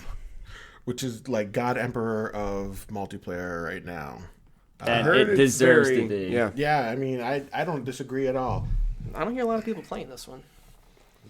I hear less playing Titanfall 2, but I'm kind of, I guess in my circles, I hear the opposite. Like, Really? yeah, I mean, like my I friends feel love like Titanfall. Titanfall 2 is like the cool indie game that is like, you don't know about Titanfall 2. It's like, when you play Battlefield. it's like the longer it's out, the more I keep hearing about it from other people. People don't even know. That's Yeah. true. They're just like, oh, have you played this Titanfall? I'm like, oh yeah, I heard about this. Yeah. Doing good.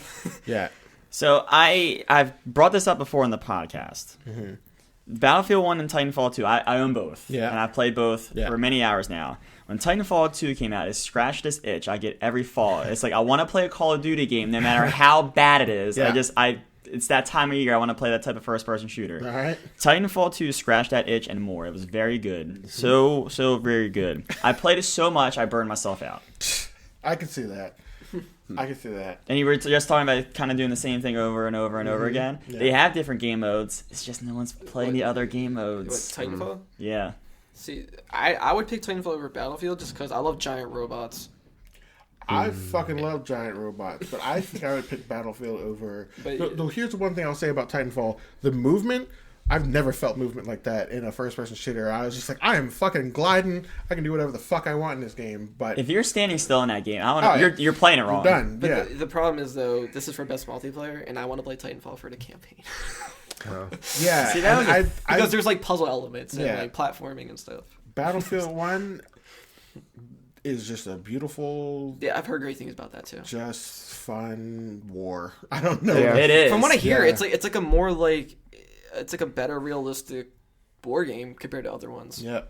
What In I terms like, of combat and everything. what I like about this, and I played 3 and 4 before this one. I didn't play like the first ones on PC, so I didn't get the World War II ones. But like, there's something so unique about this game, like with compared to the other ones, where it feels slower, but at the same time, it's not slower. It's probably actually faster. And I know we were kind of talking about for the podcast started tonight, but beating someone with a club, that animation is the best Most gratifying feeling But in the world. I feel like that's true for a lot of the content in that game. Like, just you kill people in the most brutal ways. Destroying things in that game feels so fulfilling. Like watching buildings get destroyed, flattened, zeppelins, plane, like everything. The polish that's added so that you feel satisfied with your kills. It's not just that fucking club hitting, smashing people in the face. Some It's people that. just When wanna that watch the zeppelin world comes burn. crashing down on you, Oh. you die. You're like, well, shit, that just happened. Yeah, it's just like, you know. I'm not even mad about it though. It looked pretty.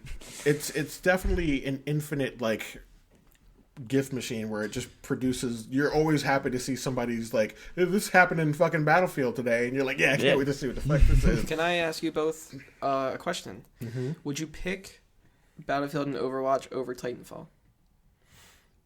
See, it's weird. I think I would pick Battlefield 1 and Titanfall 2 over Overwatch. And what's weird is I would pick Overwatch over Titanfall, but I think Battlefield I like more than both of them. Okay. I think Battlefield's my favorite. Now that I've got that scratch itched, and I'm back to like being my normal way. Itch scratch. Scratch it is. Yeah, whatever. Sure. Yeah, now that I finally got through that phase of my life every fall where I played that game I needed to play. I was just trying to see if Titanfall 2 was the weakest link for you two out of those 3 FPSs. My only, I love all 3 of those games, but when it comes down to it, I can play Battlefield 1 and Titanfall 2 by myself and have the same level of fun. I can play Titanfall 2's like single player and have super fun. But As far as multiplayer goes. right, multiplayer, I don't know if I could do that. Did your list update? No, it didn't. I've been fighting this Because all night. I was waiting for him to say something, and I'm yeah. thinking, Wait, hold on. hold on. Hold on. Yeah, he got it. What? What? No. Why? No. I gotta hear this. I gotta hear this. You know, no, go for it. I'm just gonna I can erase argue it this. now. I Yeah. can argue this. Dude. Go ahead. Pokemon Go. It changed people's lives when it first came out, bro. It fucked shit up. I want you to remember where you were when Pokemon first came Yeah, I know where we are now, but think about the middle of July. Uh-huh. What happened on that? Every Dude, single person you knew, every single person you know. I'm talking about old people. I'm talking about everyone. People. I just saw someone today who was a senior ass citizen that still has it on their phone because they got it back then and they were playing it. And they don't know how to delete it. That's probably it. This is like a different level of multiplayer, if you think about it. Right, and this is outside of the game multiplayer. Because in the game, there is no multiplayer. No, fuck in the game. Also, unless it's a gym. Also, it's not even multiplayer in the sense that you play with it's just a social. It's literally that you are in the same spot to look at something. Yeah. Like, there it is. And then everybody goes over there to look at it. Like, that's all it is. All of the stories that we had about like grass? Running into people to being like accosted by strangers, Mark. Dude, like I got like the shit end of this experience. Like, you had the bad part. Like, I know. Jesus. You had the like swirly nerd. Suck it. But like the cool shit that I had were like just being at work with like I work at a place where we're all kind of like friends that like there's not many. Everybody's friendly toward one another, right? Like we all have a pretty good Everybody relationship. knows your name. Yeah. And you're always glad you came. That's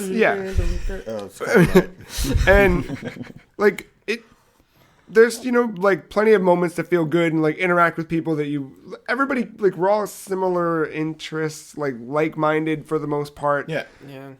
There were people that never talked to one another, pairing up and exiting the store together. Yeah. To go do shit. To go catch that Growlithe that roamed the mall for fucking who knows how long. People that like would skip eating lunch just like, yo, let's go wander around and see what happens.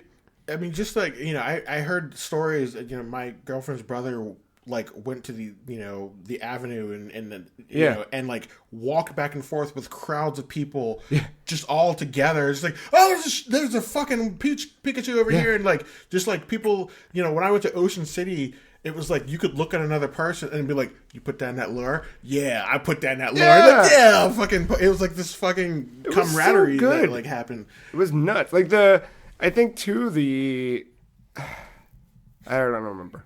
Oh, I was in a fucking 46-person group chat. That was like the peak of it. It was insane. I was part of that. Yeah. It was nuts. I had do not disturb so fast. Oh my god, yeah. But like, I've never even like fuck. It gets bad enough when we have a fucking free cheese group chat and you guys just like go rogue while I'm sleeping or something. But like, or when you take a whole day to play Uncharted. Yeah, that's it. But like, this was nuts. This was unlike anything I've ever experienced. It was a phenomenon. Yeah. I just feel like it was short-lived. It was, but I'm not talking about duration. I'm talking about that moment in time. Yeah, but like for best multiplayer, you want to come back to it. You want that replay value. You want the game to work. Yeah, but also like, oh my god, I think what leaves a greater impression. I think that's a more impactful thing. Like I'm right there with to me, Pokemon Go doesn't leave a good impression. I just wanted to be a dick. I kind of want it to go away. but I'm almost I'm right there with you. Like I'm almost there to saying that this was fucking a phenomenon that should put this in the history books. But like when you brought up how it didn't work, like I can't believe what people were willing to go through to play that game. Yeah. Do you realize if any of us had played any game, like if it didn't have Pokemon on it, it would not have. I know. I mean, imagine playing if Titanfall 2 had the amount of fucked up shit that happened when trying to play that game. Yeah. Nobody would fucking. Well, no one playing it now, but well, yeah, yeah. But I mean, so I can. That's what brings me back down to say, okay, it fucking flopped, and now there's no end game content at all. Like there's nothing to do with their Pokemon, and when Pikachu's got a Santa hat. I don't give a fuck about. Yeah, but when you catch them and the Pokeball doesn't wobble, it just sits there for 5 minutes. You're just hoping and it registers. And then I know. Did the server still crash in the middle of hatching an egg? I did not want to let a 2016 multiplayer conversation go by and not talk about that weird social experience. But, hey, we talked about biggest disappointment. All right. I will also say, is the mechanic that makes it multiplayer something that they intended, or is something that they probably were like, oh yeah, everybody's playing this together? I think, judging by the trailer, they intended. I think they intended because they did this with the company Niantic did it with that Ingress before. Yeah. Yeah. I remember that. Yeah. Oh, I don't know. Anyway, I think it was dope in that. You can find idea. dead bodies. You know. I'm okay to cut it off, but I think that what? You remember that? I know, I do. Yeah. But like, I don't know. All right, so we're back to Overcooked. Yeah.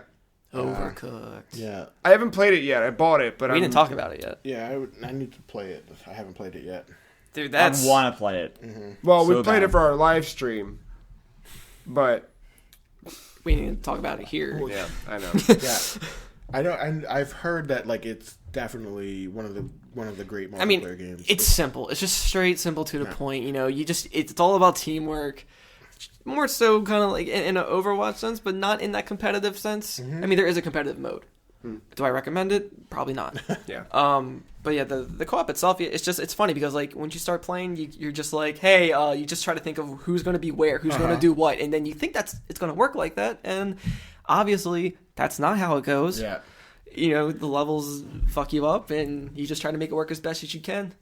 But yeah, that's all it is, and The way I heard it described, like one of my best friends was basically like me and my girlfriend played, and it starts out with like, oh, we're gonna play this cutesy game together because you know that's what couples do, and it ended with, all right, if you don't fucking stay where you're supposed to be, like it got so intense and like where you just turn against each other. I think it's just tough to do 2 players. Oh yeah, and they played a 2-player, so that made it like even like, worse. Back, not to suck easy allies off again, but like the one guy Brandon, him and his wife played because everyone was telling him, hey, do not play this with your spouse, it will it will cause ruin your problems, life. but they saw it all the way through and they actually like they beat it. I don't want to play this with Katie. Like I bought it and I was like, yeah, maybe, but like I know what happened when her and I like got really into Pokemon cards this summer, and like that whole white box there is filled with cards that we bought this summer alone. Jesus. And it all stopped because one night I was beating her and she just like said, well, and just like threw her whole deck and left. And I was like, Overcooked is not something I want to play at all. So it's a relationship tester. Yeah. Overcooked is a good cooperative game. It's not a good competitive game. Yeah. So if we're gonna like do multiplayer here, like that's where it gets a little tough because it's like Sure. Do you think it's a rad experience multiplayer wise? Oh, I think it's fun. I think it's funny. You said we can cut Mother Russia Bleeds, right? Yeah, we can cut that. And I'm gonna cut Pokemon Go. Thank God. Even though I think that was a rad fucking experiment. No, I'm glad I don't have that Team Mystic sticker anymore on my car. Bro, it was amazing. I wish you all just remember what it felt like. I know. Think about that first week. Just think about it. All those car crashes. It's gone. I'll cut it. All It's gone. All those antisocial moments. Yeah. So we got Overwatch, Overcooked, Battlefield 1, Titanfall 2. What do we... I think it's just going to come down to the battle of the shooters, I feel. See, I think Overcooked has a good possibility of being an awesome multiplayer game. I just haven't played it to say yes. I haven't played it, so I can't say what it's like over the others. Mark? I mean, if it has to go, that's fine. It's not about does it have to go. Do you think that it deserves its spot on this list, It's period? just, it stands out from these. Because these other games are not cooperative games. Yeah, they're cooperative in the sense like you have a team to work with, but it's not that kind of cooperative. You know what I mean? Like, all right, let's leave it. It's not competing against another team of... Can we cut one of the other three? Of the 3 Overwatch would be on my chopping block. And I don't think it would be on Dashe's. It wouldn't be on mine, but I mean, I'm fine with it not being. I'm just being a moderator here because I have no stake in this race. So it's between you 3. I just don't want Overwatch to win. You guys don't care about Overwatch. It's not. I'm okay with much as I don't care Dashe. with any of the other 3 winning. I feel like Overwatch should be on the list. Doesn't have to be the one. All right. But it should be on the list. And I can see that, and I can hear your excitement about it, and I can hear your disdain for it. I respect Overwatch, but... All right, let's leave it on. Stays. Battlefield 1. I think that they're going to end up winning. Probably. That's the way I see it. Probably. Titanfall 2. If someone's got to go to make room for Overcooked, it'll be that, and I don't have any problems with it. I think I would, in the end... I mean, this multiplayer... In the end, it doesn't even matter. Yeah, it doesn't. Yeah, I'm gonna say that. I just like giant robots. I would pick that over... I love giant robots. I don't care if this leaves the best multiplayer list for the other 3, though. I don't care. Titanfall 2 gets cut. Titanfall 2 gets cut. Damn. All right. So, Overwatch, Battlefield 1, Overcooked. You already said Battlefield 1 you think is going to win. Is that... That was Our my winner? vote going into this list. This town's too big for too many overs. Yeah, I'm fine with Battlefield 1 winning. All right. I'm okay with that, too. All right. Best multiplayer goes to Battlefield 1. Battlefield. With our runners-up. Don't give the little second. Yeah. Our runners-up, Overwatch and Overcooked. I just don't want someone picking Overwatch. Because Battlefield 1's better. I'm completely fine with that. From someone who's not a multiplayer like game person, I was surprised that I liked any of these at all. So and I think it's rad that it like what Overwatch did for you. I think that's a cool. Fucking completely sold me. Well, that's going to bring us to the end of day 2 of the Free Cheese Game of the Year 2016 conversations. We'll review the categories now. We started off with biggest disappointment, which went to Metroid Prime Federation Force. May you fuck yourself in peace. Not in peace at all. Go rot in hell. Runners up for that, the terrible Mighty Number 9 and I Am Setsuna. Please Don't Suck, the thing that we really have high hopes for and we really don't want it to not suck. Wait, don't suck. Just don't suck, Nintendo Switch. Jesus Christ. With runners up Resident Evil 7, Biohazard, and Yooka-laylee for their great potential in transforming video games. Our favorite in-game moment was Trico overcoming fear, with runners up the Uncharted 4 epilogue and the Final Fantasy 15 opening with Stand By Me. Best multiplayer goes to Battlefield 1, runners up Overwatch and Overcooked. That is day 2 of the Free Cheese Game of the Year 2016. We'll be back tomorrow with more categories. It is tomorrow, so that's awesome. Yeah. That's tomorrow. That is tomorrow. We'll be back day 3. Huh? She won't know. She won't know. Day 3, we'll have more stuff. Lots of good stuff tomorrow, actually. Yeah. Best remasters in there. A couple other things. So come back. Stay tuned for that. You can make sure you're over on thefreecheese.com and you're checking out all of our different Game of the Year coverage. We've had a whole month's worth of stuff, questions of the week, etc. Retro spotlights covering the best over the last 10,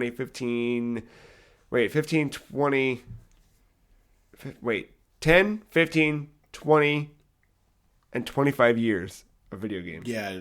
There you go. That's how numbers work. You figured it out. Yeah. Lots of great stuff on thefreecheese.com. Do that. Come back tomorrow for day 3. With that, we're done. Thank you, Marc. Thank you, Matt. Thank you, Dash. Yeah. Thank you, listener, for hanging out. And we'll be back tomorrow. Tomorrow.